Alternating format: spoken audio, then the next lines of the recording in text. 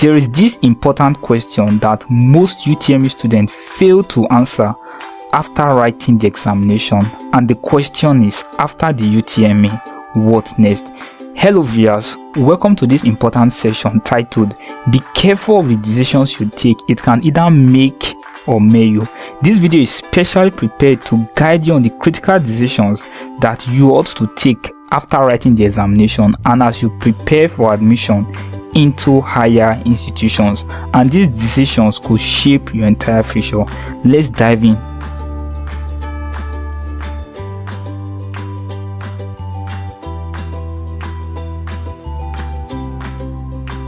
After writing the UTME, the next choices you make are crucial, because years from now you look back and it's either you are happy or devastated about those decisions you took.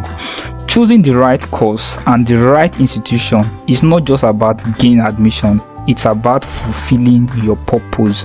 Now, I have seen students who want to gain admission so that they could run away from the house to gain some level of freedom, or even run away from house chores. Now, years from now, you will either be happy you took those decisions or you'll be sad you took those decisions, because it is not just about gaining admission, it is more about fulfilling your purpose in life.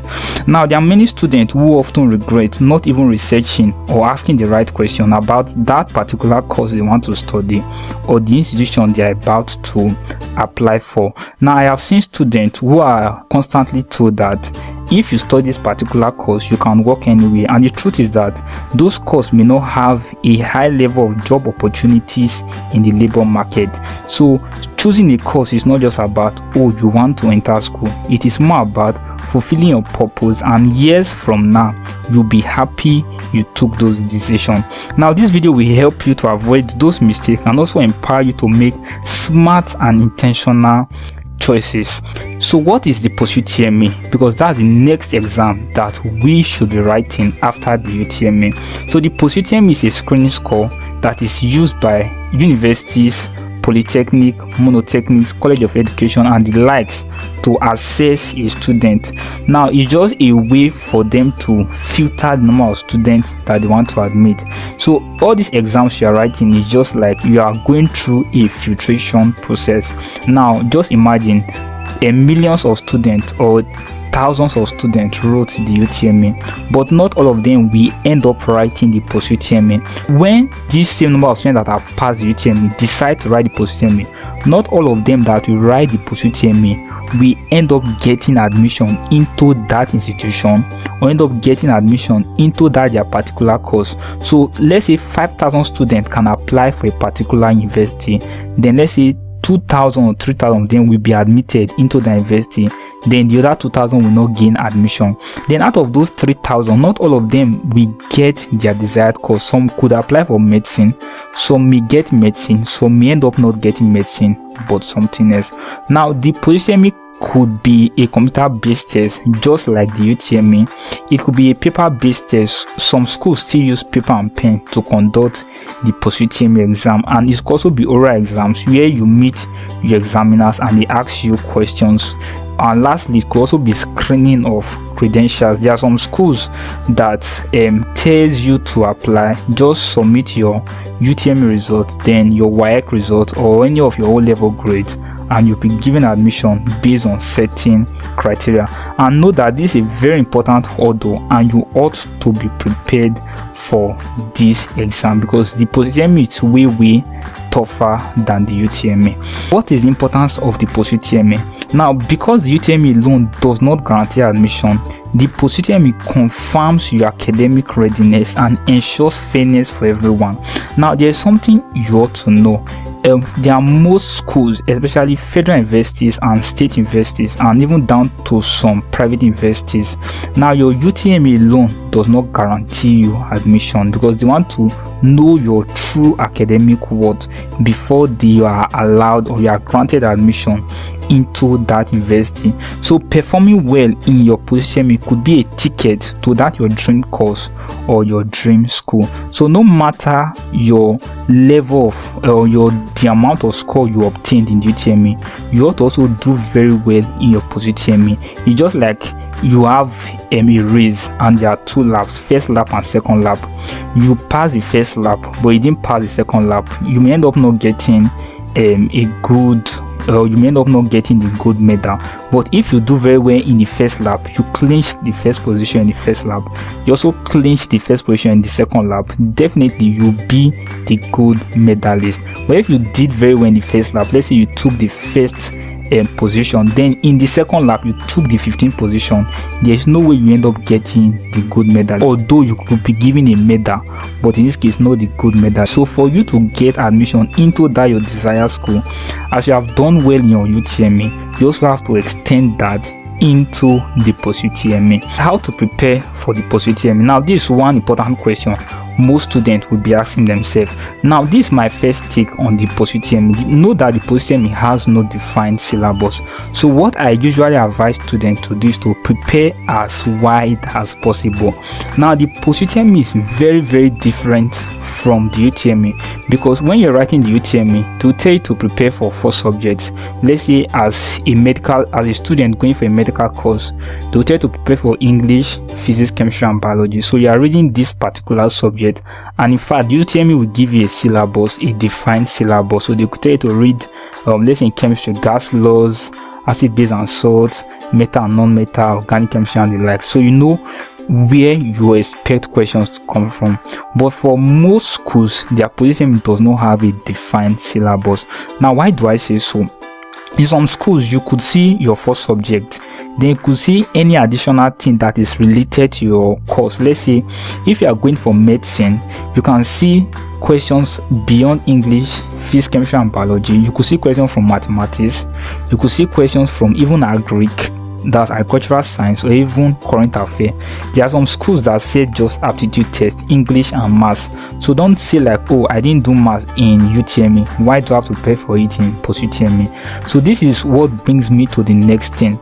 Now as you are preparing for your exam, it's very, very important you know the format your school use in setting their questions. So that's why in my third point there I wrote, learn about the specific format of your chosen school.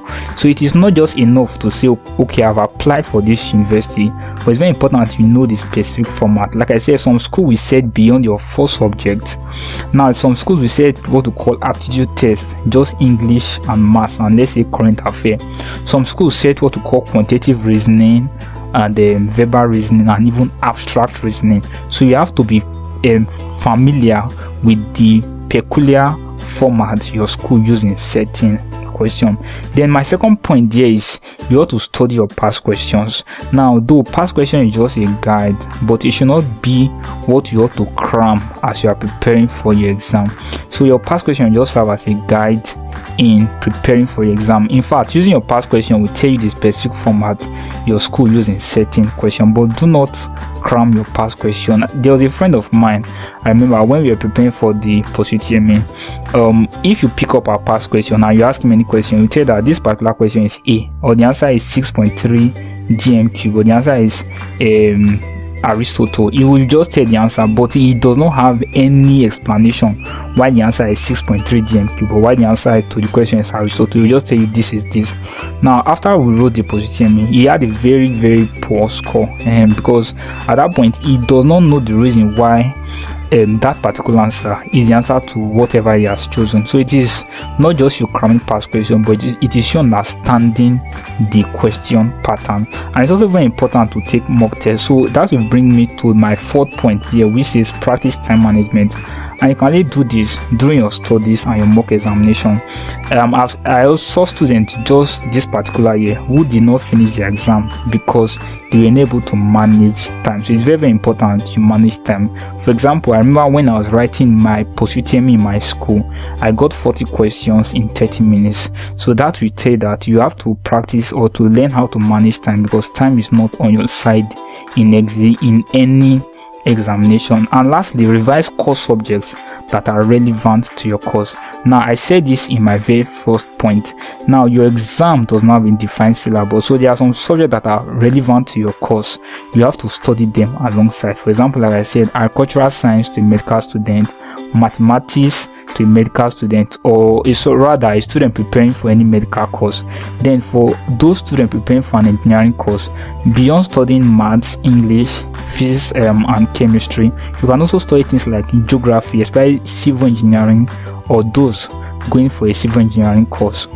Admission is not just about your UTME score. It's a mix of several factors or criteria. Now, there is this thing you ought to understand, which is your admission into higher institution does not only depend on your UTME score. Now, yes, some students might have done extremely well in the UTME, while some might have done below average. Now, though they are just optimistic of doing well in the post-UTME so that they can also get admission into higher institution. But your admission goes beyond your UTME score and it extends to several factors. The first of them is your UTME score. That's why it is advisable you do well in your UTME, because it gives you an edge in getting admission, because someone with 320 already has an edge over someone with 210 in the UTME. Then the next thing is post-UTME. Now, irrespective of your state, whether you have done well in the UTME or you have done below what is expected in the UTME, it is also very important you do very well in your post-UTME, because sometimes some students could do very well in the UTME and then miss it in the post-UTME, while there are some students that just did below average and they end up doing a post-UTME, and they might end up getting admission over that person that did extremely well in the UTME. So as you have done well in the UTME, also extend that into the post-UTME and just see that you do well in the post-UTME. If you did below average, now it's the time you calculate what you ought to get in the post-UTME to see that you get into that your desired course and institution as well.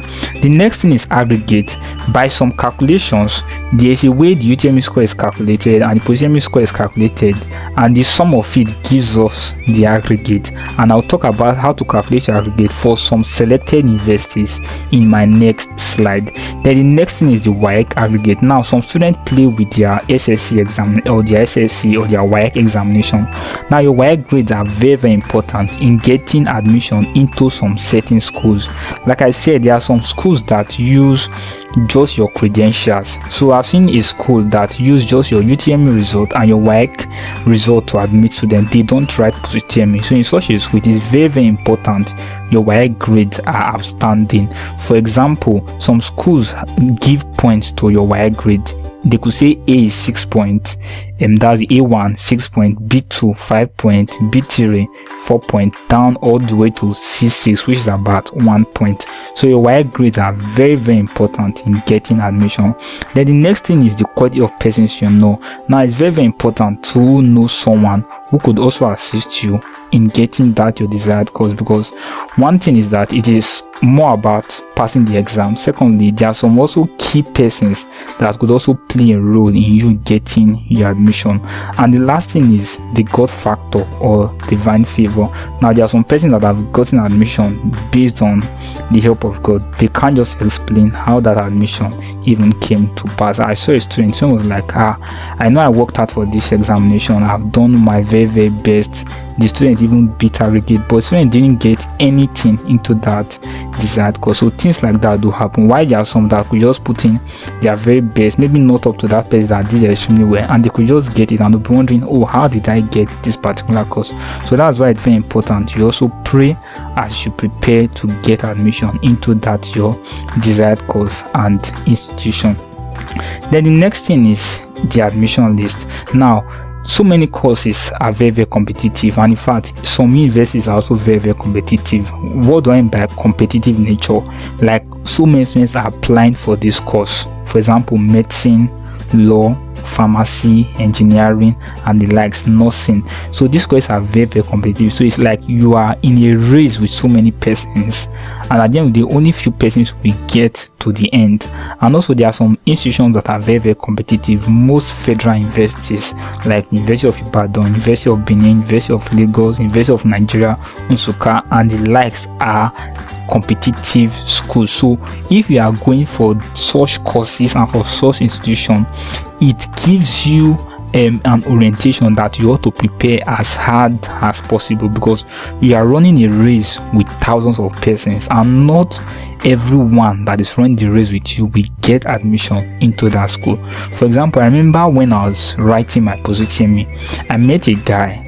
The guy told me he was from a faraway state from where we were writing the exam. So we just talked, interacted, then we exchanged numbers. Then was like, when we meet in school, we work together, like we study together and the rest. But unfortunately, I entered and he did not enter. So hence, for such competitive course, it is very important you work as hard as possible. Now, the admission list, which runs from several schools, the admission list could run from the merit list. Once a merit list, this person, they deserved the course. That means they met the admission requirement for that particular course. So let's say the admission aggregate into a course is 70 and I got 70, 71, 72, 73, I'll be admitted because I met that course based on my academic strength or academic worth.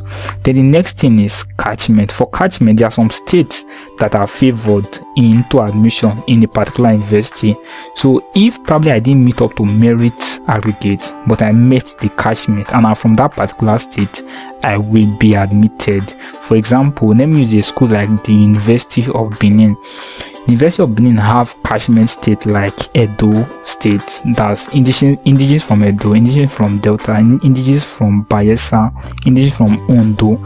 So if merit aggregate for, let's say, medicine is 78 and I didn't meet 78, but the catchment is 77 and I got 77 and I'm from Edo or Delta or Bayelsa or Ondo State, I will be admitted not based on merit but based on catchment, because I didn't meet the merit, which is 78, but I made the catchment aggregate, which is 77. Now, don't always put your hope on catchment, because catchment is just probably a point difference, let's say 1 point difference, or in fact in some schools it's the catchment aggregate is just the same for the merit aggregate. Then you could have what called ELDS. ELDS means education low development state. There are some states that have this low level of education, so a way for the government to support them is by granting them admission even if they don't meet up to merit or catchment state. So they are mostly the northern state like the Adamawa, the Bauchi and the likes. Also, there could be specialists, though I won't talk much about this, but in all, I would say make sure you belong to one of them. This is a way for calculating the aggregate. Now, it's very important you know how to calculate aggregate. Why am I saying this? You should to tell what you need to score in your Post-UTME at this point. So I used the aggregate for Uniben and UI because they share the same way of calculating their screening score or the aggregate. Now, for these two schools and probably for some other schools, you divide your UTME score by 8 and then divide your Post-UTME score by 2. Now, when you do that, you sum or you add them together and that will give you the aggregate. So let's say a student scored 320 in UTME and so students score 18 Post-UTME. When you divide 320 by 8, you end up getting 40, and you divide by 2 also give you 40. So at the end of the day, this student aggregate is 80. So if the screen score is 80, this student will be given medicine. But if the screen score is 81, that means this student will not get medicine. And there's one thing I'll just add before I leave this point is that in aggregate, there's nothing like approximation. I know in maths we are taught you can round up and round down. So if you get 81.9, it's the same thing as 81. So even if I get 80.9999, it's the same thing as 80. It is not the same as 81. So this is one point where your approximation does not work in it. So it's very, very important you score as high as possible. Then moving on, there are some common mistakes you ought to avoid as you are preparing for the examination or you want to apply for the exam. The first thing is ensure that you don't register on the deadline, and because at the end of the day you might even miss some certain important things, and there are some students might be like, oh, the application deadline is today, and some school may just close it before that particular day. At the end of the day, the student is not writing the examination, and what does that mean? The student have to wait for another year to take the examination. So the next thing I'll tell you is that always check your school official website. It's very, very important, because on that on their website you get all relevant updates you need to know as to when the Post-UTME registration is starting and even when the exam will take place, because some places are living far away from the school they want to apply for. So you might not have, or where you are staying, the information about that school may not be quite known. So it's your duty to always check your school official website to know about regular update on that particular course. So another thing is that it is very, very wrong to use a blurred pictures or even wrong picture, using someone else's picture, because at the end of the day, when they finally give you admission and it is time for clearance, you may not be cleared because they will assume you are using or you are impersonating somebody else. So another thing is that do not fall for scams. I think this is one of the things most students that have gained admission usually fall for. They fall for scam. So, or what we popularly call admission runs. They'll tell them, oh, bring this amount of money and we help you secure your score. I was following up a case around last year, and the student, because of medicine the student wanted to get, the student didn't even get even close to the aggregate, and the person told the person to bring 300,000 naira, and the student, I don't know how that student got the money, ended up paying the person, only for the person to come online and started shouting, oh, I've been scammed by this particular person. And at the end of the day, that money might be totally gone. So it is very, very important, like I said, you meet your merit course or the merit aggregate or the catchment, or if you are from ELDS, or the quality of persons, like I said, could also assist you. So it's good using an official agent. Probably it could be a lecturer you are related to, a professor you are related to, but do not fall for anyone you see online that is trying to bring this amount of money and you'll be given this particular course and you have never met the person. Even there are some persons say that you have met, but at the end of the day they will end up scamming or duping that person. So I think it is very, very wrong to upload an incorrect O-level subject combination. This is very, very important. If you are a science student, you have to have your 5 credits in maths, English, physics, chemistry and biology. The same apply to those in social science class or the commercial class and even the art class. Your O-level combination are very, very important. It's just like a student that wants to study medicine and the student does not have biology in O-level. O-level, I mean WAEC and NECO, or the student did not even pass biology and probably the student had an F9. So that kind of student cannot be given admission. And then the last thing is, it's very, very wrong to enter the wrong detail during your registration for WAEC, NECO, JAM or the Post-UTME. Now most students will find this challenging, not even during the exam, it's during the time of clearance when they are trying to clear their way into the university. Now I've seen a particular student who had 3 different dates of birth, one on WAEC, one on NECO and one on JAM. 3 different dates of birth. I was so surprised that I asked the student, how come this error? The student, when he said he was not that sure because his parents could not ascertain the particular time he was giving birth to, so he was just entering any random date he feels comfortable with. I was like, wow, this is so interesting. So the student later got admission, but the student found it challenging to do his clearance. He had to start changing all these date of birth on these different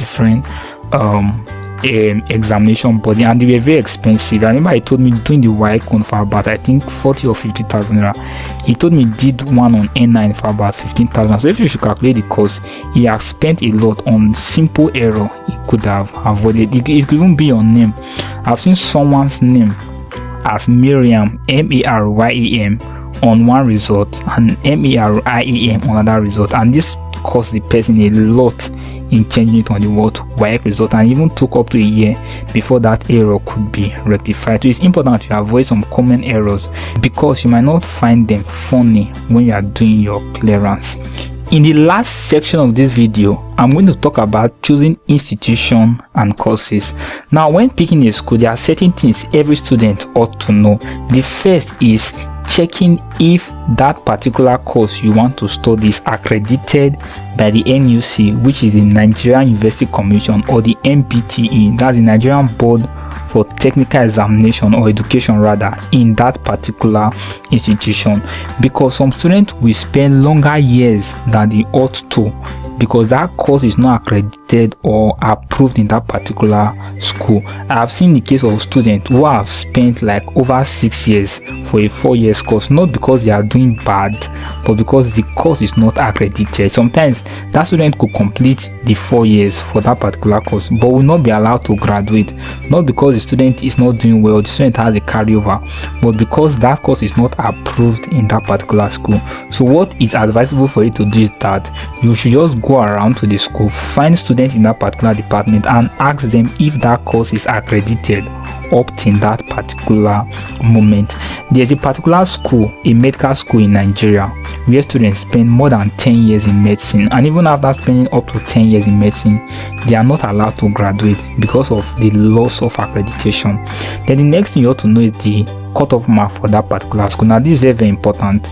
Like I told you about your aggregate and how they determine if you will get admission into that school or not. So it's good you ought to know the likely aggregate for that course, so that will even help you to prepare for the post-UTME. Then the next thing to consider is distance from your house and even the cost of living and safety. The truth is that there are some areas in Nigeria that are under a high form of insecurity. So going to such place means you have to be very, very, very, very security conscious. In fact, I won't even advise going to zones that are under high level of insecurity. And also the cost of living, because in some places the cost of living is very, very, very expensive. And like I also said, safety. The next thing is to check for school stability, though this one is not fully under your control, but there are some that can be avoided. For example, strike is not fully under your control. Most federal universities and even some state universities face strike regularly, and this could delay admission. But there are some internal instability that are very peculiar to a particular school. For example, I made mention of a medical school in Nigeria that their students spend more than 10 years in school for a 6 years medical program, and at the end of the day they are not even allowed to graduate because of some certain internal crisis and even lack of accreditation. Then the next thing is financial stability. Now this one point where some students, like I said, they just want to enter school because they want to run away from the house, or they want to gain some level of freedom, or they want to run away from house chores, or for several reasons. Now the financial stability of your parents is very, very important. I once met a student. The student said he wants to go to a particular university, a private university, very, very expensive. Probably they are paying over 2 million naira, because her friends were also going to that school, and she's from a very humble background. Now if that particular student end up getting there, how will the student survive with even paying school fees and even other expenses that will also arise?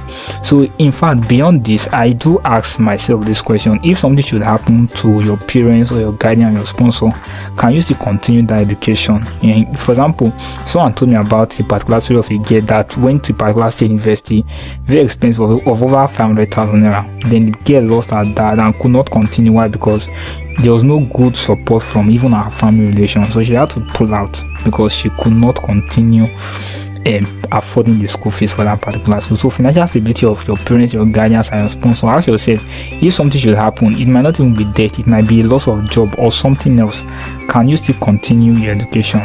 Then there's one thing I always say: no school is inferior to the other. Do not let that hype mislead you. Now they'll tell that, oh, the federal universities are better than private universities. Some say this university is better than this university. Your BSc from one particular university is the same BSc from another university. For me, what I always say, what will distinguish you from the other person is what you're able to do, how you're able to deliver that skills is more important. And I've seen some persons, you just feel like, oh, this person came from a place that does not really match up, but the person is doing what that person that came from a better place cannot do. So do not let that hype mislead you. Now, know the right courses. Like I said, you ought to follow your passion. So don't study a course because other persons are studying it, because tomorrow you are either satisfied or not about that decision you have taken. So follow your passion. If you know you love doing this particular thing, so it's very important you work in line with that direction. And also know your strengths. As a science student, you ought to know how to do calculation, because science cuts across calculation. You can't say you're a science student and you don't love calculation, or someone who is aspiring for medicine and does not love biology, or someone who is aspiring for engineering and does not like mathematics. So you should know your strength. If you know you are not good at it, don't even bother going there. But though you can also up your game and also go there if you truly want to study that particular thing. Because I once met someone, though the girl, she was being forced by her parents to take a particular course. She just had to open up and say that I know I'm not going for this. Okay, she wanted to go for medicine. She said, I'm not going for this because I don't even like the sight of blood. I can't even withstand it. So know your strength, and also consider employability. Like I said, they will tell most persons that with this course you can work anywhere. I think that's one of the common saying they tell most persons for some course. Now with some course, literally you cannot really work anywhere unless you have some higher connections and the likes. But consider employability. Can this your course, or does this course have good job opportunity in the labor market? That's very, very important. Now, but though I will say something towards the end of this slide, then I move on. Verify your subject requirement. Very, very important. The subject you have taken in WAEC and NECO, does it tally with the subject or with that particular course you want to study? For every science student, you should have maths, English, physics, chemistry, and biology, and you should have a credit in those particular courses. Not that you're a science student and you don't have biology, you don't have physics. What you have is literature and government. There's no way you can use that result to study a science course. Now, let your parents understand your choice of a particular course. Like I said before, know your strength and follow your passion. Don't allow, though it's very, very common in Nigeria, and most students want their children to study a good course. One, because they didn't study the course, or second, they feel that the course is very, very lucrative. So it is very important, if you are a parent watching this video, it's good you allow your children take their decision in this area, but you can also guide them in making the right decision, because obviously there are some child that are just adamant, and because they just feel like they want to do it because their friends are doing it. But it's also good you also guide them, but don't impose that decision on them that they must study this particular course because you have a reason they want to study it. Because I've seen students who have been forced by their parents, then they enter school and then they start failing that particular course because that was not what they had in mind to study initially. There was this particular story I heard from a popular Nigerian pastor. He said something. He said there was this very young man who his parents actually wanted to study medicine. He gained admission, entered medicine, studied, is graduated as a medical doctor. But on the day of his graduation, he told his parents this particular word. He said, I have studied medicine for you. He said this certificate belongs to you and not to him. So he actually went back to school to study that particular course he actually wanted to study. Then the next thing I'm going to talk about is, if you are not okay with the course they're giving to you. Now there are most schools that allow what to call transfer of course. So if probably my score could not give me, let's say, medicine, I was giving something like biochemistry, there are some schools that will allow you to do transfer of course, but that transfer is limited in the sense that there are some courses you cannot transfer to. And for example, in my school you can't transfer to medicine, you can't transfer to I think law, I think sometimes pharmacy, and even dentistry. So you can take a particular course, then if you can do transfer to that particular course you want to study, that's fine. For example, I remember seeing a student, I think 2 weeks ago.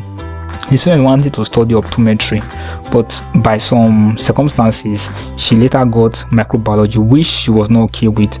But recently when I saw her, she just told me that she has transferred to optometry. So also you can also write JAM while you are in school, the UTME exam while you are in school, to get that your particular course. I've seen students in school who have written JAM even while you're in school to get that particular course. So don't always limit yourself and be like, oh, this is your JAM, I can use to get admission.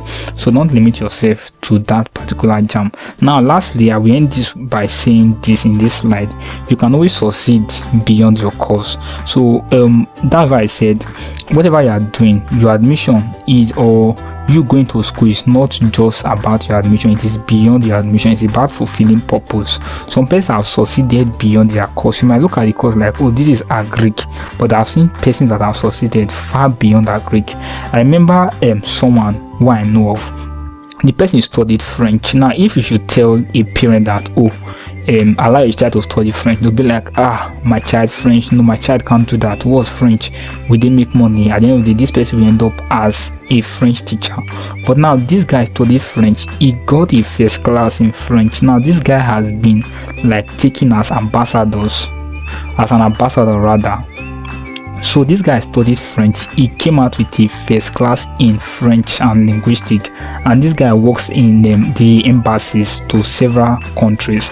So don't always limit yourself to that particular course. You can always excel in life, like I would say, beyond that course.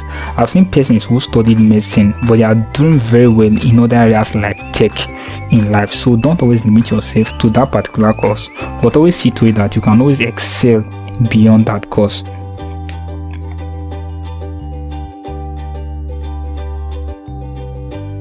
I'll leave you to answer these particular questions, and you ought to answer these questions before picking that particular course and institution.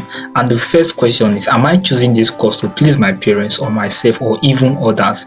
Know that the most important person in relation to this question is you yourself. So whatever decision you make today, you're either going to feel pleased or not about those decisions. Secondly, does this career path align with your strengths and interests? Now, there are some career paths that have a lot of workload, and you are going to ask yourself, this path you are about to pick, will it align with your strengths and with your interests? Now, there are some medical doctors that have left the medical practice in Nigeria because of the workload that comes with that particular career path, and they have lost interest, hence making them to leave that medical career and moving on to something else. Thirdly, will you feel happy doing this for the next 30 plus years of your life? Like I said, you look back to this decision years from now and you either feel happy or you have regret because of these decisions you are about to take. Thirdly, or fourthly rather, can you handle the workload and challenges that come with this course? Now, in every Nigerian university, there is no course that is as easy as it seems. Now, some person might say, oh, this course is easy because it's an hard course over this course. Now, there is no course in Nigerian university that is actually easy. They usually come with their peculiar workload and challenges. For example, those in medicine, we go for what we call morning postings between 8 and 12. Then they could receive class from 12 or 1 down till 5 p.m. And then when they come back to the hostel, they are faced with other challenges such as reading, preparing slides, or even answering assignments, even cooking for themselves, washing their clothes, and doing a whole lot of other things. Now, can you handle the challenges and the workload that come with that particular course? Now, these are questions you ought to ask yourself before you venture into that particular course. Now, reflect deeply on these questions and find the proper answer to this question before picking that particular course. In summary, or in a key takeaway, now one thing you ought to know is that Post-UTME is very, very important. So you ought to prepare for it like your final chance. So this exam is your duty, and hence prepare for it. Second, do not copy others blindly. Follow your path. Choose a school and a course that fits you. Not because my friends are studying medicine, that means I must study medicine. Whereas I love mathematics and I'm very good in engineering aspect. And also pick a school also that fits you, not because my friends are going for this private university and I know I'm from a humble background. I also say I want to go to this university that pays over 10 million naira. Choose a school and a course that fits you, and also ask questions and seek help. Ignorance, like I said, or like they always say in the law, is not an excuse. If a man kills somebody, the man will not say, I didn't know in the constitution there's a penalty for killing or for murder. That person will be persecuted for that particular offense. So if you make any mistake today, you will keep facing that regret over and over throughout your entire lifetime. Thirdly, or fourthly rather, build relationship and support system. So it's very, very important to surround yourself with the right support system. So here is my final words. Don't just chase admission, chase purpose. Your course should connect you to your life goals. So be strategic, patient, and prayerful. This is your future we are talking about, so take control of it today. So if you watched this video till this particular point, I hope you enjoyed this video lesson and you learned something from this particular video lesson. And I also hope I've been able to change your mindset or your mentality towards your admission. So like I said, don't just chase admission, but chase purpose and make it a fulfilling reality. So if you gain something from this video and you have not subscribed to this channel, do it to click on the subscribe button. And also don't forget to like this video. Also share this video to your friends who might also be in need of this particular video. And if you have questions, comments, and suggestions, don't forget to leave them in the comment section of this video. Till you get to see my next video, do have a wonderful time.